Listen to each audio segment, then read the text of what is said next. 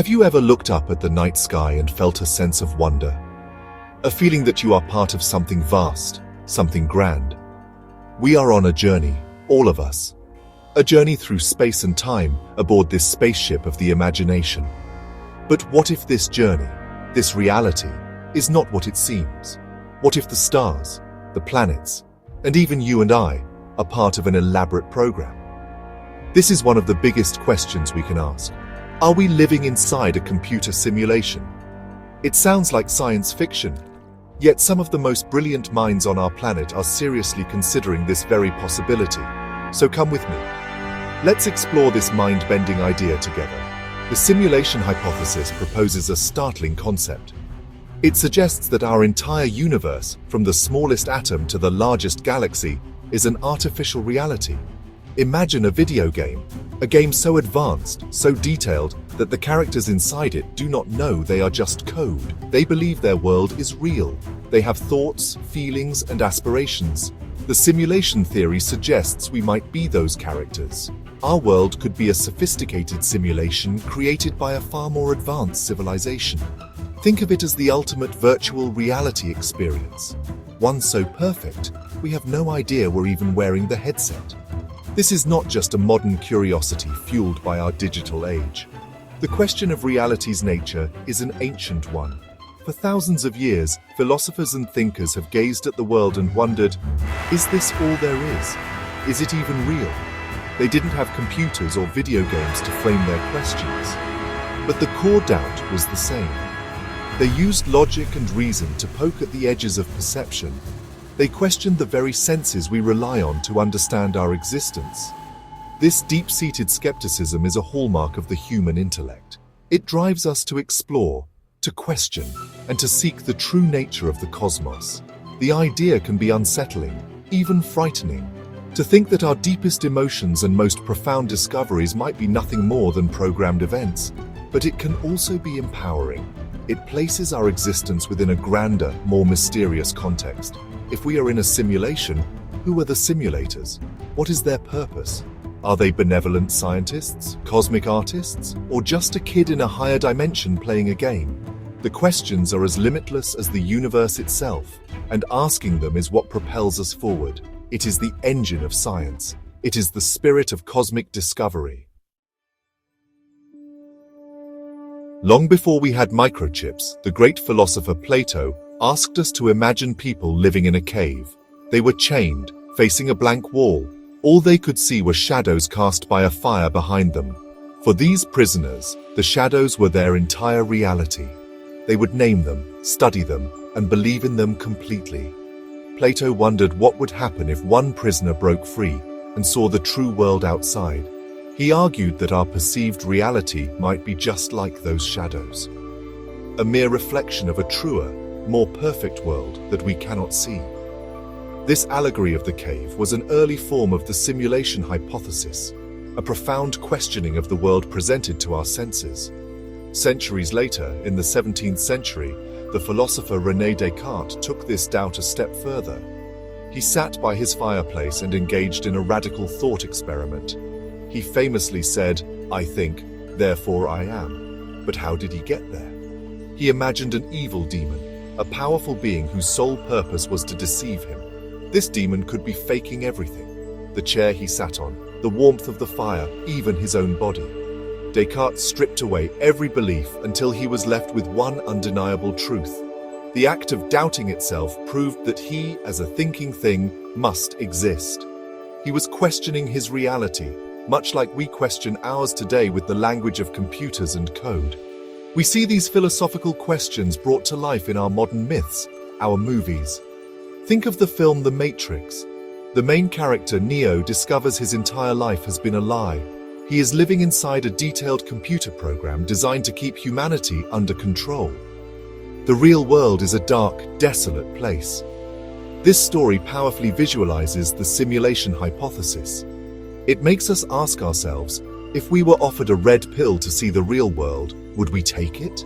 Or would we choose the comfort of the blue pill, the beautiful illusion we have always known? Popular culture gives us a language to explore these complex ideas. Another classic film, Tron, took us inside the computer world in a different way.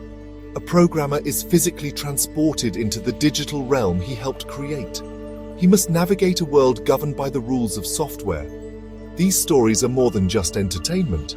They are thought experiments played out on a grand scale. They tap into a fundamental human anxiety about the authenticity of our experience. They reflect our growing relationship with technology. As we create more and more realistic virtual worlds, the line between the real and the artificial begins to blur. We start to see that creating a simulated universe might not be so far-fetched after all. So, why do some scientists and philosophers take this idea seriously? One of the strongest arguments comes from observing our own technological progress. Think about the first video games like Pong. They were just simple lines and a dot. Now, look at the games we have today. They are photorealistic, immersive worlds with complex physics and intelligent characters. If we assume that technology will continue to advance at this incredible rate, it seems almost inevitable that our descendants, or some other civilization, will one day be able to create simulations indistinguishable from reality. This is the core of philosopher Nick Bostrom's argument. He suggests that one of these three things must be true. Media group.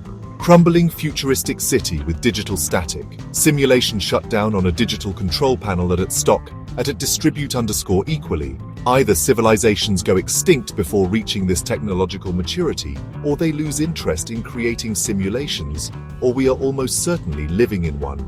The logic continues with a simple game of numbers. If a civilization can create one simulated reality, they can probably create thousands or even millions of them. Now, imagine those simulated realities in turn become advanced enough to create their own simulations.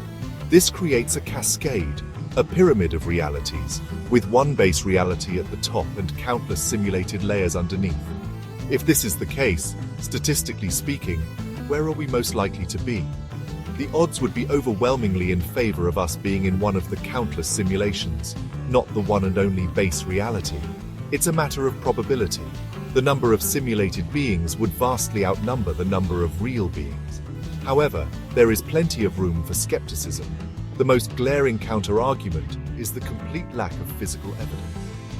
As of today, we have not found a single glitch in the Matrix. We haven't seen the code, found a cosmic undo button, or received a message from our creators. Science relies on testable predictions and observable phenomena. The simulation hypothesis, for all its intellectual appeal, currently offers very little of either. Without evidence, it remains a fascinating philosophical idea rather than a scientific theory. It exists in the realm of speculation, a place science can visit but cannot yet call home. Furthermore, critics point to the sheer complexity of the task. Simulating a universe is not just about graphics. It's about simulating the fundamental laws of physics, the unpredictable nature of quantum mechanics, and most challenging of all, consciousness itself. We don't even understand what consciousness is or how it arises from non-living matter. How can we program it? To create a simulation with billions of self-aware beings, each with their own inner world of thoughts and feelings, seems like a task of infinite, perhaps impossible complexity. The universe appears to be a place of immense, perhaps irreducible detail. Let's imagine for a moment that it's true. Tomorrow, scientists announce irrefutable proof that we are living in a simulation. How would your life change?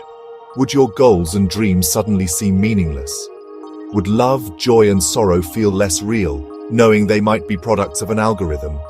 Some might fall into despair, feeling like puppets in a cosmic play. The search for meaning in a pre-programmed world could become a profound challenge. Every achievement could feel hollow, every failure preordained. The very foundation of our purpose would be shaken to its core. But there's another way to look at it. Perhaps knowing we are in a simulation could be liberating. If this life is a kind of game or experiment, maybe it frees us to be more adventurous, more compassionate, and less afraid of failure. It could encourage us to explore, to learn the rules of the game, and to live our lives to the fullest. Perhaps the goal of the simulation is simply to see what we do. In that case, the best response would be to live with integrity, curiosity, and kindness. Our actions would still have meaning within the context of our reality, just as a character's choices have meaning within the story of a great novel. This grand question also reshapes our understanding of the divine and the laws of nature.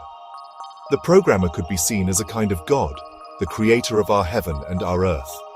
The laws of physics, like gravity and the speed of light, might not be fundamental properties of existence. Instead, they could be the programmed parameters of our simulation, the processing limits of the cosmic computer running our world. Quantum physics, with its strange rules where things seem to exist only when observed, suddenly seems less bizarre. In a video game, the world beyond your screen doesn't need to be rendered until you look at it. Could our reality be operating on a similar resource-saving principle? Ultimately, we are left standing at the edge of the known, staring into a great unknown. The simulation hypothesis is a mirror. It reflects our technological age, our ancient philosophical doubts, and our eternal desire to understand our place in the cosmos. It challenges us to define what real even means. For now, this universe is the only one we have. It is beautiful, it is mysterious, and it is our home. The quest for answers is the noblest of pursuits, and it does not matter if that quest is written in the stars or in lines of code. So I leave you with this to ponder. If you could ask the programmer one question, what would it be?